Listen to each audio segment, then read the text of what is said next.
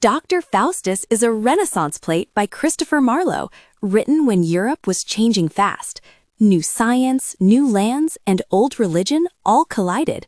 The play asks one clear question: what happens when a human wants more than human limits? Faustus is a famous German scholar in Wittenberg. He has studied logic, medicine, law, and theology, but nothing satisfies him. He decides that magic will give him power without limits. Two figures appear: the good angel, his conscience, and the evil angel, his temptation.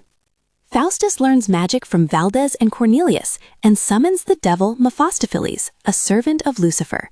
Mephistopheles explains that hell is real, but Faustus still agrees to a bargain.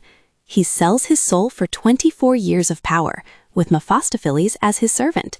He signs the contract with his own blood. The warning words "homo fuge," meaning fly man, appear, but Faustus ignores them. Faustus uses his power badly. He asks for a wife and is refused. He plays tricks instead.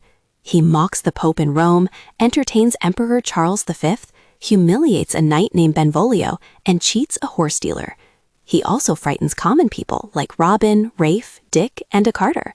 His servant Wagner copies him. When Faustus thinks about repenting, the good and evil angels return. Lucifer and Beelzebub scare him and show him the 7 deadly sins. Pleasure always wins. Near the end, an old man begs Faustus to repent. Faustus refuses and chooses illusion instead, calling up the spirit of Helen of Troy. As midnight approaches, Faustus admits his sin to the scholars. He panics, regrets everything, but cannot truly repent. At midnight, devils drag him to hell. His body is later found torn apart. The chorus ends the play with a warning. Faustus was gifted, but he wasted everything. A Faustian bargain brings short gain and a terrible price.